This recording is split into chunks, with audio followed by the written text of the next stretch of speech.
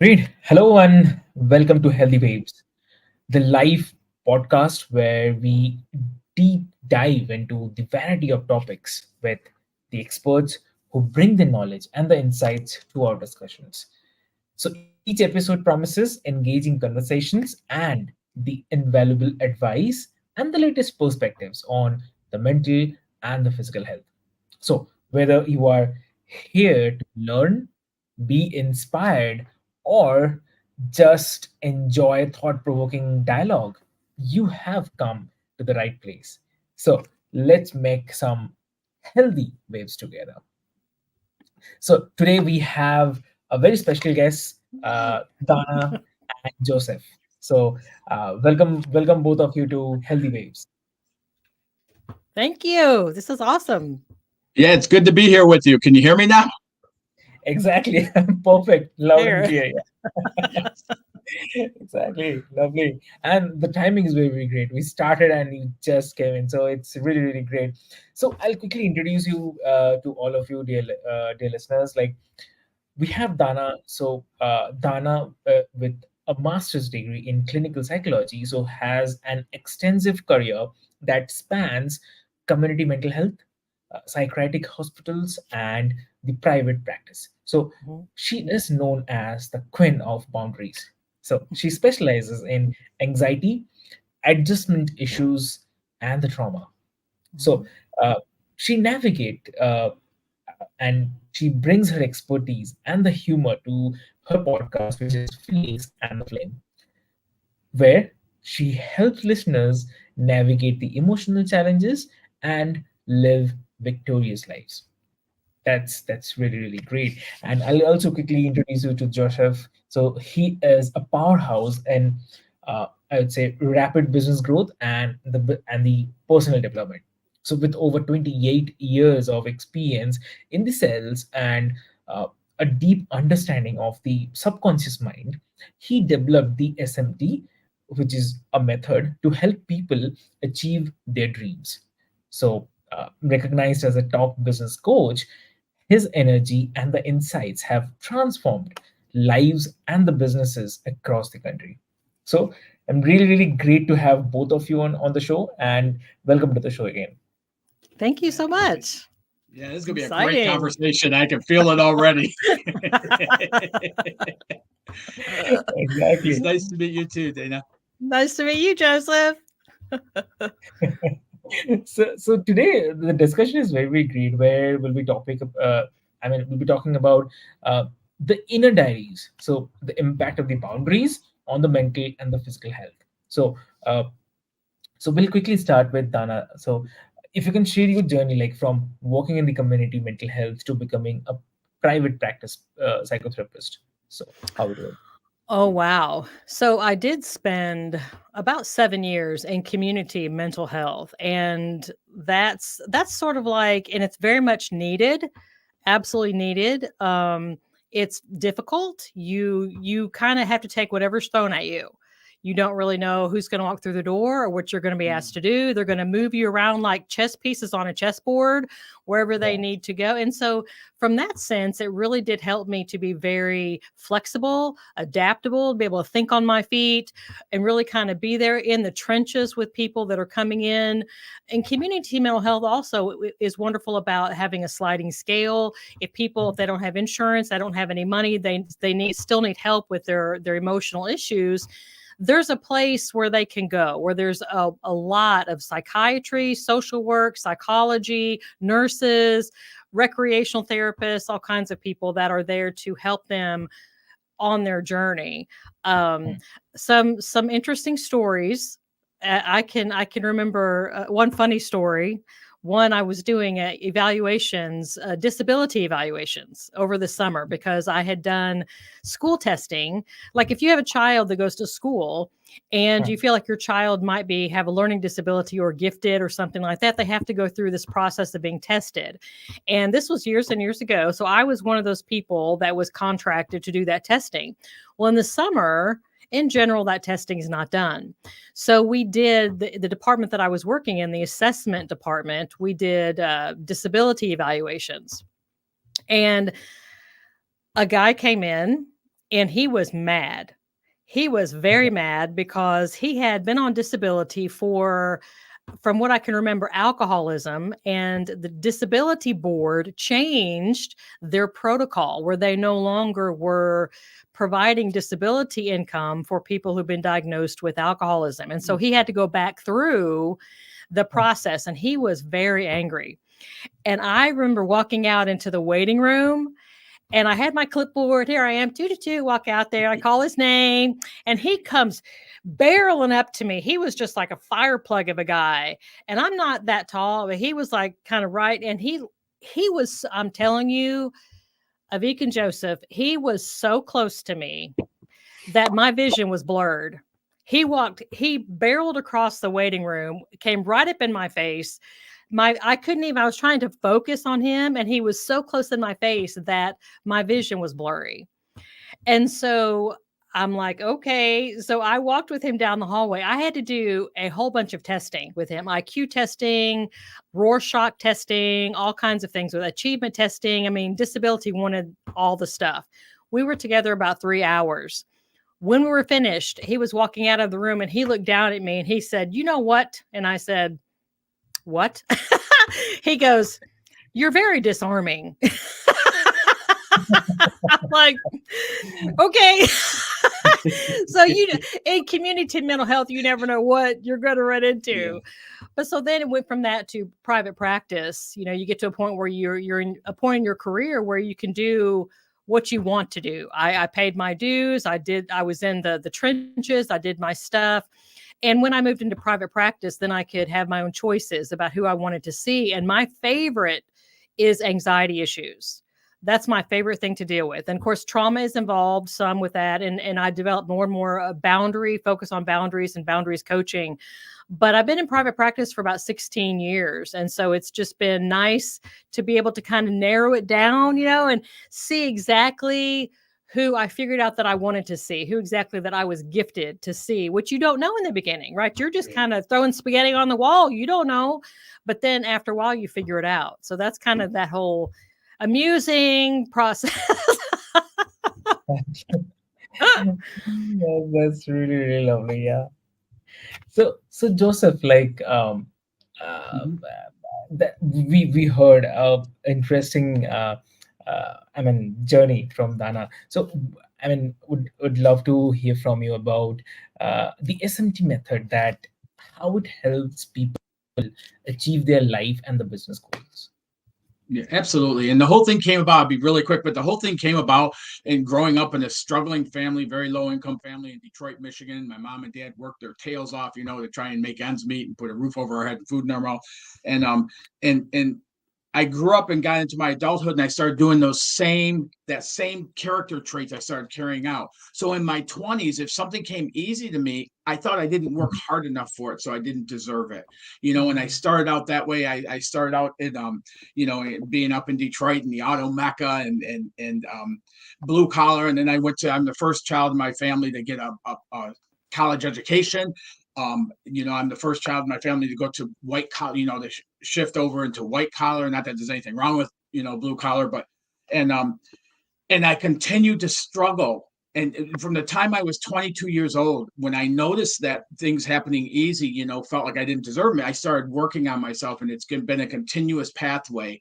And I have gone from, in my own life, in my own journey, I have gone from, like, we talked about alcohol, from using alcohol to cope with the life that I was living and stuff, and thinking that would be a way of doing it and stuff, and so many things with it. But I'll give you a quick example in me, and then one of my clients is, when I first started out into sales, once I got into sales, I would run every single week between 3,000 and 5,000 miles a week building territories. And I would continuously do these loops other than taking a couple weeks vacation. And I might add $1 million to the bottom line. Once I started understanding the subconscious and what I call a motherboard, that conditioning that we receive from the time we're born all the way up through this conversation, we're still getting conditioning, and I started understanding how that conditioning is impacting, and it's all based on neuroscience, how that is impacting our actions that we take or we don't take, because the subconscious within that is what triggers our brain waves to the actions we take or don't take. So as I start understanding this stuff more, which has been it was a long journey, almost a 3-decade journey into this, and I've been doing this now for about maybe 11 years, 12 years. As I started stepping out into this, as I started understanding the subconscious and how that plays a role into what we're experiencing in our life, I was able to I mean, it was easy to land a $25 million year-over-year contract. And like I said, it was just easy. It flowed. It just happened. And it took a $50 million organization to $75 million in one opportunity like that. And then I started going forward with it. And I moved up into management and eventually a vice president of sales, building successful sales teams that were, I would call overachievers, that we would always get over the mark we were looking at. And then later on in my corporate career, before I left, is I was helping organizations in bankruptcy get back to profitability. So Dana, when you said that about not knowing, I knew at 22 years old that I wanted to inspire, motivate, and help people live better lives. And I had a lot of passion into it because of seeing my parents, and they didn't have these tools available and such back then. But I didn't know how to do it, and so at first I wanted to help everybody with everything and anything they ever ran up against, and you probably know from some experience that doesn't work like that. So I had to start honing in. And as much as I disliked that 28 years I spent in corporate America, it's been very useful to me. So I've been able to help hundreds of clients now, business owners, entrepreneurs, professional salespeople, to really go beyond what they even expected they could achieve and do so very rapidly. And I'll give you one quick example is I worked with one realtor who 13-year high was doing $7.5 million in sales, which was decent. She wanted to get to 12. She wanted to get to $10 million. We expanded her vision to get to 12.5. Within 12 calendar months, her business went from 7.5 and almost toppled over $23 million. And she's been maintaining that for 6.5, going on 7 years now at that upper level like that. So when I say very rapidly and really what I call it is unrealistic growth, because it's not realistic that we could grow like that. But it's also not realistic. This kid born in Detroit, Michigan, in the family I was born in, would be able to have this impact, or that God would have worked through me with the SMT method to build that, to have the impact on people's lives that it has. That's awesome. Yeah. That's so impressive. I I get to be a part of this. And when somebody has that breakthrough, man, it put me in tears. I just get so excited about it. It's amazing. Yeah. Yeah. Exactly. So, I mean, coming back to Dana, what according to you, I mean, how do these unhealthy boundaries contribute to the common emotional issues like the frustration, anger, anxiety, all those things? Well, let's say first of all, when I have a client walk into my office and they start pouring out all these things, this is wrong, I feel this way, this is going on. Step one is we've got to figure out how much of all of this belongs to them and how much of all of this actually belongs to somebody else. Because what happens is people get it mixed up rather than owning what belongs to them.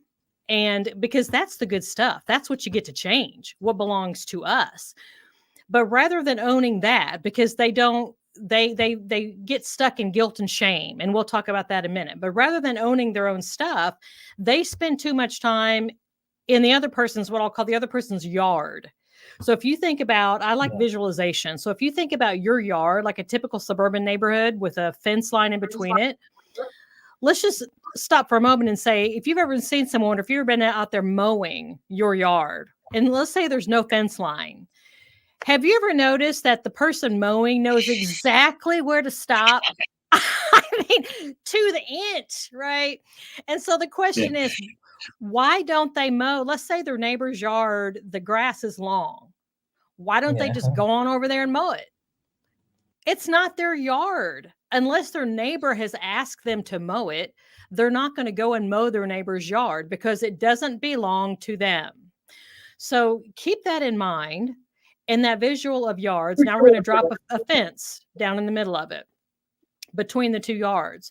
So in your yard are your thoughts, feelings, and actions. Okay. In your neighbor's yard is his or her thoughts, feelings, and actions. So what happens is people go out and they're ignoring what's in their own yard, and they're spending way too much time all traipsing around in their neighbor's yard, washing their neighbor's cars, raking their neighbor's leaves, painting their neighbor's houses to try to get their neighbors to like them, to try to please everybody. Meanwhile, their own yard is looking like they're losing at Jumanji. So I'm just saying, they've got to, so they have to get that straight. And what you see lots of times are, like I said, the people pleasing. Because people cannot, they're so focused on, they're terrified. They're going to say something or do something, and somebody's going to get mad at them. Somebody's going to be upset with them, and they can't deal with it. And so they wrap themselves in a big pretzel, pushing down things that really need to be said, right? Because they're terrified that the other person is going to respond with anger or some strong emotion like that. And so I help my clients to figure out, how do you own your own stuff, and how do you get not get so wrapped up in, because somebody they might get mad at you. Yeah, they might. Well, what if they don't like me? Okay, they might not. And Exactly. we've got to lean in. We've got to face these things. And see, this is what happens. And not only personally, but see, I've had clients that are CEOs, that are doctors, surgeons, lawyers, businessmen, businesswomen, nurse practitioners, teachers. It goes on and on. This plays a part in the work scenario, because imagine someone being at work and they need to have what's called the hard conversation, right? But they're calling it hard because of how they anticipate the other person is going to respond. So rather than having the hard conversation, which they're calling hard, they just shove it down. But it does not go away. It does not go away. It sits in there and creates pressure. And so I teach people how to reframe and to use, Joseph, you were talking about the neuro, how it's all kind of going on. I like to think about the neuroplasticity, because our neurons and our neural pathways, and this, Avik, from being a psychologist, the neural pathways, it can be the neuroplasticity. We can change it around. Yeah. That's what I help my clients do, to change around their expectations and what they're expecting from other people, and their ability to know what to do in response to these situations at work and at home. True. Very is. So, okay. Also this thing coming to my mind. Also, one thing, like, we often hear this. What to say? Like the boundaries, like the concept of boundaries. So, why is it very, very important for the mental health, the concept of boundaries? Well, okay. Imagine if somebody is not owning their own thoughts and feelings. Let me give you an example. We talked about hard conversations earlier, right? So let's say we have this thought about somebody. Let's say we overheard somebody talking about us or talking about a topic, and it really, really bothered us, right? But we don't want to bring it up because we feel like if we do, it's going to be awkward. It's going to be hard and weird. We don't want to say it. So we fling it out. Somehow there is fear inside us, like what will happen? Yes, right. So because of that, we don't want to talk about it. So we fling it out. Well, I call these actually boomerang issues, because they don't stay gone. Guess what happens? They boomerang back to us in the form of intrusive thoughts. And so you walk out into your yard, okay, and there's a boomerang lying there. It's our responsibility to pick it up, walk across our yard, engage our neighbor in a respectful conversation, to say, hey, yesterday I heard you saying this or you said this and it really bothered me. Can we talk about it for a moment? And see, that can be a beautiful, healthy, healing, strong conversation, and both people can be better for it.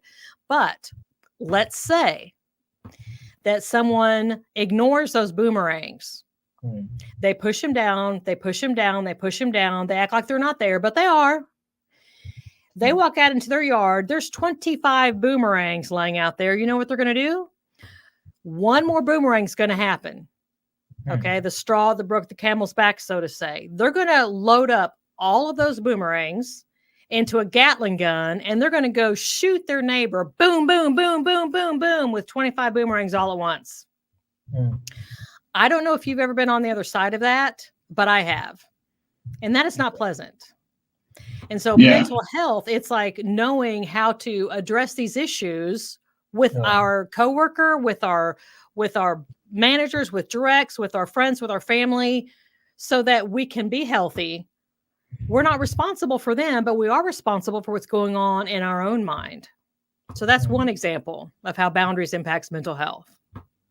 Yeah, and another way it can carry out is we sabotage ourselves, right? We build that resentment, we pull away from people, we start using things like alcohol or whatever it is to kind of keep that push down and things like that. And really what you're talking about, that whole thing with people pleasing, I experienced that in my life. And in doing so, like, I thought it was like a badge of honor, when people say, man, Joy will give you the shirt off his back, or Joseph, like, I was like, yeah, like, I always thought that was like a compliment. And then later on, I realized that all people pleasing is I'll be whoever I think you want me to be to get from you what I want to get. And that's what it is really. And where it establishes is in our conditioning, things happening as we're growing up. You have to be kind to your teacher. You have to be friendly to everybody at school. You have to, do all this stuff, regardless of how you feel inside, but you have to act on the outside this way. And we weren't taught tools to deal with those things, to have those conversations like you're talking about, Dana. So what happens is we start coming up with, as little kids even, we start coming up with our own processes of ways of doing that and still stay in line to how we're expected to be and stuff. And so we start going through that. So because I do the same, every one of my clients has got to be boundary set, when, just shifting business and things like that, when somebody's been struggling, trying to keep their business alive for years, and then we start working together and they start seeing these, all of a sudden you start seeing that growth. All of a sudden you see the weak links in your organization as well, and people you got to retrain or move on or things like that and stuff. So it plays a part. Boundaries are essential to achieve anything in life. Without them, it's just mass chaos from the inside out. Yes, that's what it is. Exactly. Yes. Yeah. That's it. 100%. It's huge. It's personal. It's in business. I mean, the most peaceful people that I know are the ones that have the most agency, actually have very good boundaries, because they're not confused about what belongs to them and what does not. Yeah. And if other people don't know, it doesn't matter, because they're like, they know what matters. I liked your yard scenario, and I'll tell you why is I back in the day, aside from in corporate, I was a builder and stuff like that, and built houses, and I built one for my family and stuff. And the guy next door, once I had my sod put in, he literally put a stake up with line going down the property line and stuff. And I was like, wow, this is crazy, because if I were by that line and I saw that it was long, I would just cut, that little bit more and stuff like that and everything. And I was like, wow. And I mean, people are how they are and stuff, but yeah, it all comes back to our conditioning. And the way that where SMT is very, very successful is it's just like similar to what you're describing, Dana. I'm sure every client you work with is a different scenario. Yes. And with what I do, there's so much coaching that's like a one size fit all. The way it's told and stuff. But it doesn't work. Less than 1% of the people following those programs ever achieves anywhere near the person who put it together. So the SMT method works off of the uniqueness of the individual. So it's based on, if you guys were both doing it, it'd be based on your individual conditioning. It'd be based on your individual desires of what you want to achieve. It'd be based on, and so what happens is as we start stepping into it, setting boundaries is a natural thing where it's like a learned or relearned process part of it where we have to learn our yeses mean yes and our no's mean no, and we start that simple and we grow from there. Yeah, absolutely. Exactly. Yeah, Exactly. that's 100%. Yeah. Lovely. Great. So when you're talking about SMT, Joseph, so also one thing, one word is very much visible in my mind, like which is subconscious mind. So, uh, I mean, if you can also share, like, how does this reprogramming the subconscious mind actually contribute to the overall physical and the mental well-being? Yeah, so we have, and SMT stands for subconscious mindset training. So we all know Hmm. we have our conscious mind. It's what we focus on, what we read, who we talk to, what we take in, things like that, and all of that. And even that voice in our head that we hear that creates so many flipping arguments for us in our life. It's Yeah. coming from that subconscious conditioning. But in our conscious mind, we know what we want. When I sit down and talk to people and when I'm onboarding them into a program, people know what they want, or at least close to what they want. But what they're used to doing is reducing that to a mediocre level because they don't believe this is possible. So that's where all the plan A, plan Bs, and things like that come in and stuff. So we know what we want in our conscious mind. But then we Okay. wonder, why am I not taking the actions to lead to that? They'll take actions Hmm. over and over and over that keep them limited from what they want to achieve. And all of that comes from that subconscious conditioning. Hmm. All of that, whether it's fear, whether, our programming, I'm sorry, our programming in our subconscious, it's based on our patterns, our paradigms, our habits, it's based on our experiences, but it's even based on experiences that we never even experienced, but somebody told us about it. And we Hmm. buy into that, and that becomes part of that conditioning. So the first thing we have to do is start bumping up against that conditioning causing limitation, which SMT does through what I dynamic vision road mapping right out of the gate. And as we start bumping into that, then we can shift that and open it up with new beliefs in place of it that can start getting different results. Does that That's make sense? awesome. That sounds amazing. And Because that's it, really kind of that neuroplasticity that we were talking about earlier. It's like helping them to form new pathways that open their mind up to this something different is possible. Well, you're right. And it might not be new pathways, but it's shifting the way the pathways are operating. So instead of coming from a point of what we don't want, but what we're used to, right? The comfort zone, the big Hmm. comfort zone word, right? We get in that comfort zone and we're living in there based on all of our conditioning. And to get to what we want, we have to get outside of that comfort zone. Hmm. So as we Hmm. do that and we start taking those actions and people start seeing things open up, it's not a trudgery pathway. It's excitement because once somebody, even the vision, when I talked about that realtor at $10 million and helping them stretch that to 12.5, it didn't matter if I stretched it by $10, just getting them to expand that possibility of it and then build the excitement around that. So all of a sudden, when things start taking off and there's more excitement going into it, Hmm. which means we open up more, we hit more of that conditioning, we shift more of it. And that's how companies are, and people I work with are able to achieve it. Like, I didn't think it was possible to achieve these results with this program. And I'm not smart enough to have built it on my own. So when I say that it was driven from a source greater than me, I know that with all my heart and soul. And to seeing the impact that it has in people. I mean, I told you the one, but I have clients who were working a job and they had part of a vision of what they wanted to do, or they were just kind of doing their, what they really wanted to do as a hobby and helping them to achieve that. I have one gentleman right now I've been working with for just over a year who's now doing 40, a little over $40,000 a week in his business. And he was working a full-time job and doing this at maybe, I don't even think $1,000 a month and stepping into it. Wow. Or I've That's helped other people who awesome. who have coaching companies and do different works than I do in different areas and stuff. But I help them. I have one of them who came to me a year ago and couldn't find the love of her life. Was really frustrated about that, or living arrangements, this and that and stuff. And she was doing maybe $3,200 a month in her, in her coaching with what she was doing. Now she's toppling over $25 million a month. She's been consistently doing that. the love of her life showed up out of the blue because we shifted that conditioning on what's causing the limitations with it and stuff, and just seeing this. And so I love what I do. Money to me is just it's a barometer for the impact that I'm having with the works I do.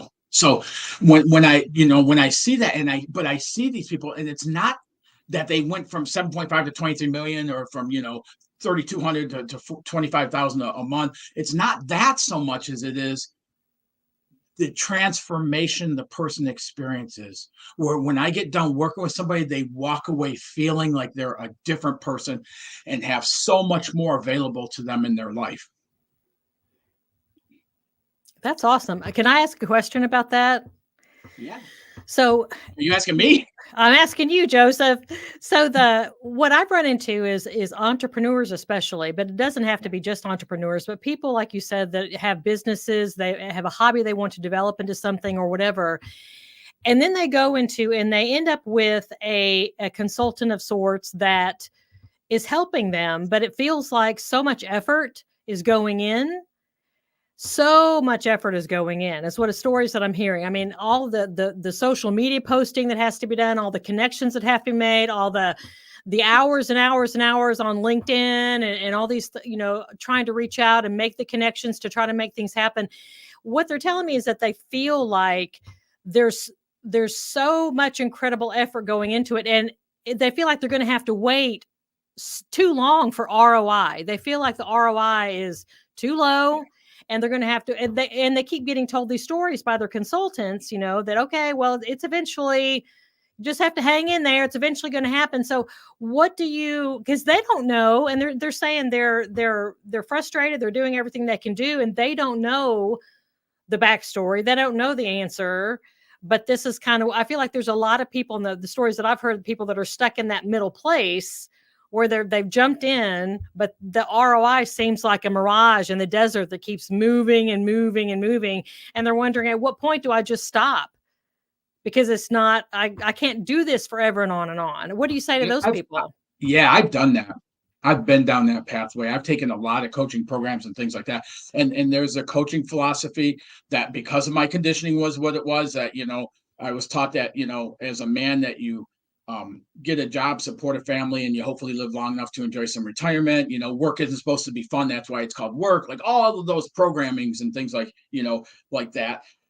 And so I bought into it. When I started looking for help, I started going to those things, and I walked away program after program after program going, I must not want it bad enough, because I'm tired. Like, I'm trading off my life. I had one son out of 5 pregnancies and stuff. So, like, when I say I adore my son, I really mean that. And on his first birthday, I wasn't there because I was out building sales territories in my late 20s, because I thought that's what I was supposed to do as a man. And it crushed me then. It crushes me now as I'm telling you this, and I'll never get that day back. And so we do this, and we're taught, if you want something, you got to take massive actions, and you got to take exhaustive efforts, and you got to be willing to trade off your life to get what you want and everything else. And I would, if that were required, I wouldn't be here talking to you guys right now, because I got so burned out from living that life. And that's part of the thing that led to using alcohol and things like that, trying to be okay living life that way, to go after my goals. And so when I say to people, and a lot of people don't believe this, but somebody coming from that conditioning of that massive action, I can't help that person unless they're in enough pain over it that they're willing to try something different. Because the way I operate is, once we get into that alignment, once we get the conscious mind knowing what we want, and then we get the subconscious and that conditioning repatterned and reprogrammed and things like that, all of a sudden, I'm sure both of you guys have had coincidences that happen to show up just at the right time to work something out that you didn't even know how to work out, right?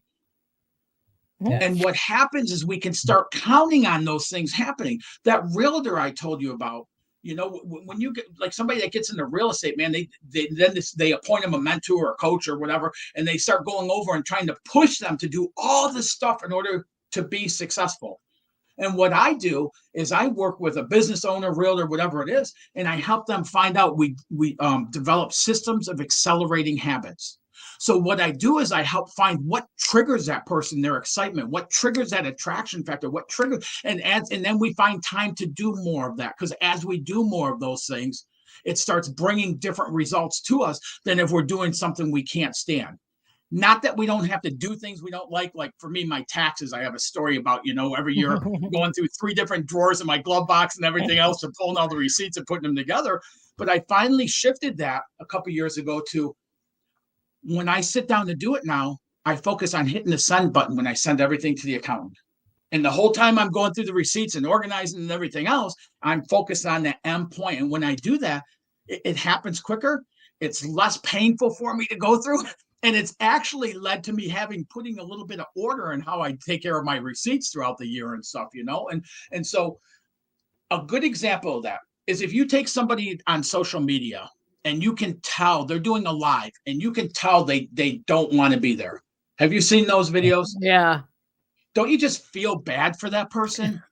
I won't watch it that long because of how I feel. I'm like, oh my God. Okay. That's not something that's in that person's wheelhouse. So they shouldn't be doing it and pushing themselves to do it. You ever see somebody who, when you put the camera on them, they're lit up, they're at home, and those people you watch longer, don't you? Yep. So that's something when we talk about developing systems of accelerating habits, that's an accelerating habit for that person because they'll be there and they'll literally attract people, opportunities to them by doing so. The person who can't stand who's pushing themselves, all they're doing is pushing opportunities and people away. So I help them find what is that for you that lights you up, and then we spend more time doing it. Joseph, that reminds me a lot of, I was telling a friend of mine the other day that for me, boundaries training it's like, imagine that we're all on a game board, right? And we're wandering around on this game board, but we don't know what we're doing. We don't know how to get points. We don't know how to win, but we can't get off the game board, right? We're just wandering around, trying to just figure out what's going on. And we don't know. To me, boundaries training is like, kind of like what you're mentioning. It's like handing somebody, here's the rule book. Here's how you do it. And then they open up the rule book and then they're looking at their game board going, oh, so this is how you do it. So this is how you get points. So this is how you win this game. All right, I got it now. Then they're excited because then they know how to play the game. They're not confused anymore. They're not angry anymore. They're not scared anymore because they understand how it works. For me, training boundaries is like handing somebody that rule book and seeing that when they start putting it in motion and then they come back in for the next session, they're like, oh my gosh. And it's just like, whoa, it's like the clouds part and the sun shines down. It's just that moment you're just like, yes, it's just amazing.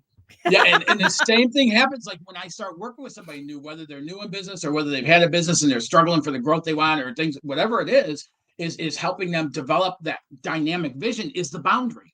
Now they have a clear boundary that they can put on, they get excited about, they can, look forward to, they can like all of that stuff there rather than just going based on the good, better, best type of thing or all the goals, which, a goal is you either achieve it or you don't. A vision is you're working towards that. Yeah.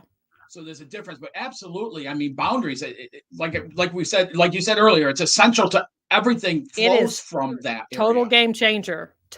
Game changer from like surgeons down to librarian, sanitation engineer, and everybody. It's a game changer. I would say for anybody breathing. Yes.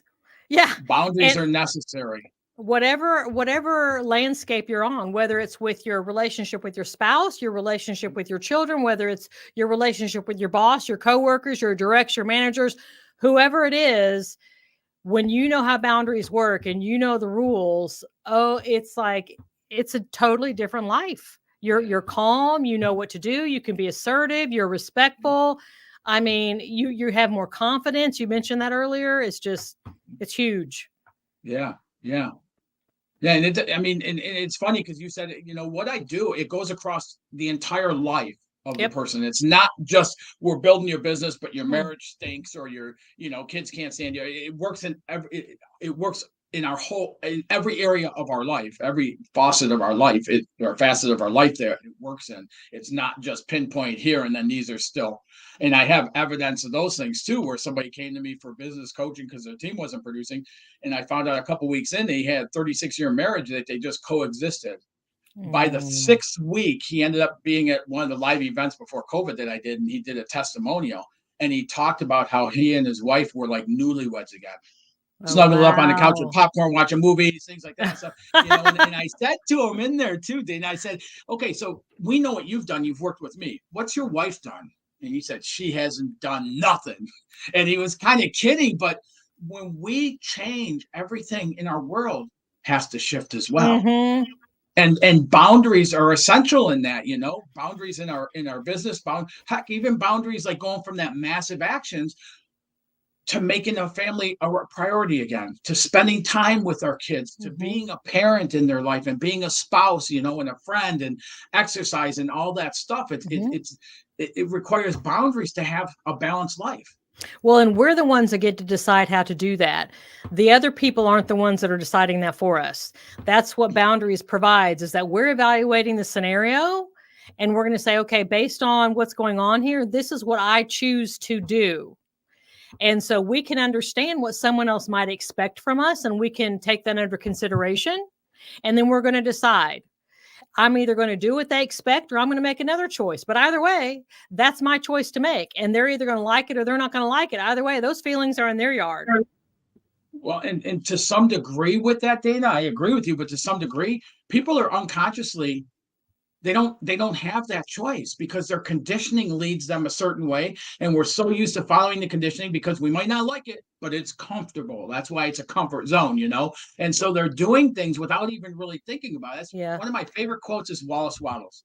If you are not consciously choosing to be rich, excellent, and healthy, then you are unconsciously choosing to be poor, mediocre, and unhealthy. And that right there, it's that shift, that subconscious conditioning. We're not even aware of some of the things we're doing, and we can't be. You can't take a thinking mind, and a thinking mind would not go to a job day after day, week after week, month, year, decade after decade, doing something you can't stand doing. A thinking mind would not do that.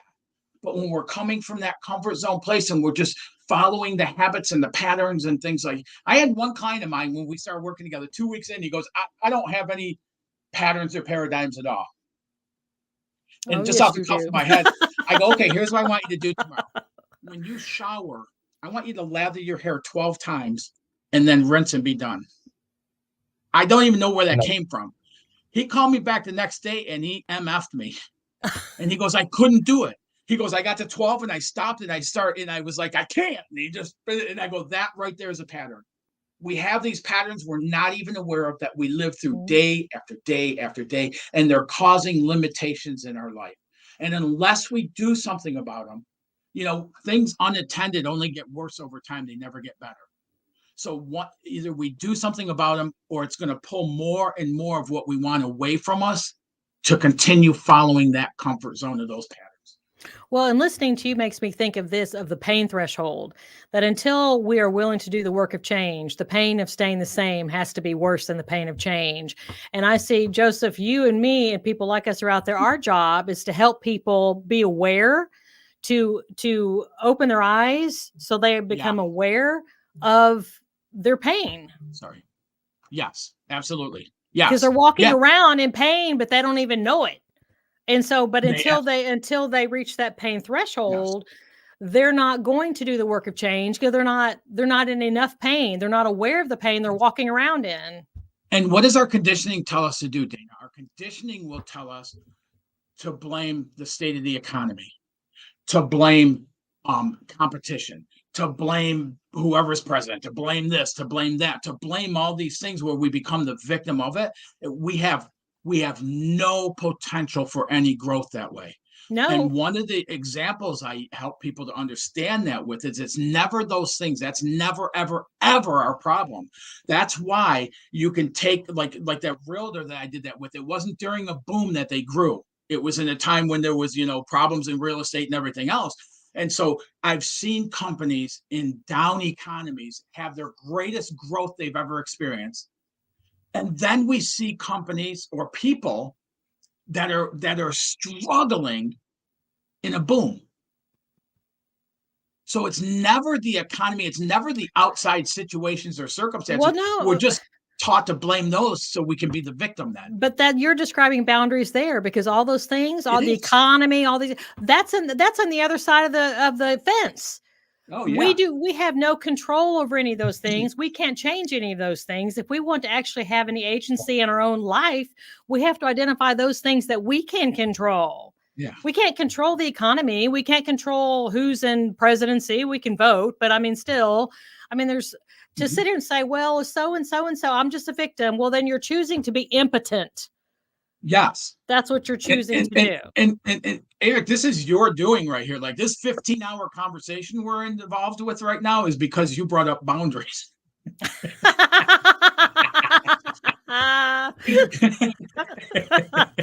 Avik's over there like, hey, remember me over? Yeah.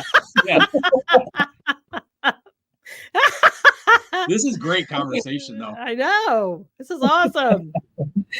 Lovely, very lovely, great. So definitely, it's the discussion will definitely go on, and definitely, I do not want to bend into, but if one advice you have to give to the listeners or someone who is listening to this episode, so regarding the what to say, like establishing and maintaining that boundary, that healthy boundary, what will be that?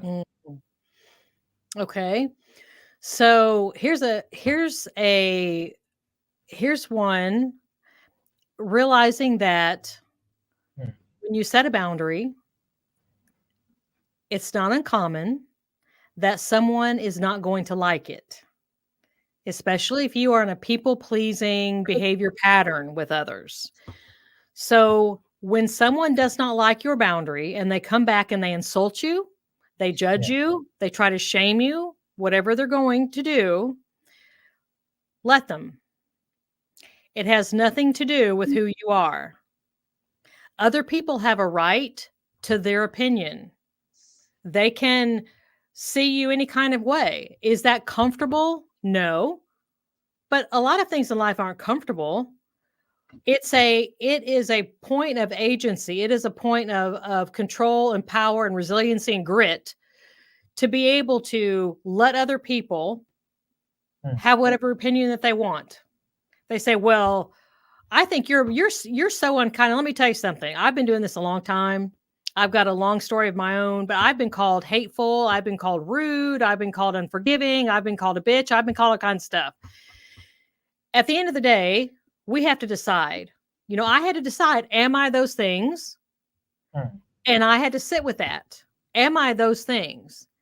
And then I decided, no, I'm not those things. I'm the one that has to know that. So when someone else accuses us of these things, it's usually because we were meeting their need before, and we set up a boundary and we're no longer meeting their need, which means they're responsible for meeting their own need and they don't want to do that. So they're attacking us. They're trying to push our boundary back down so we'll start meeting their need again.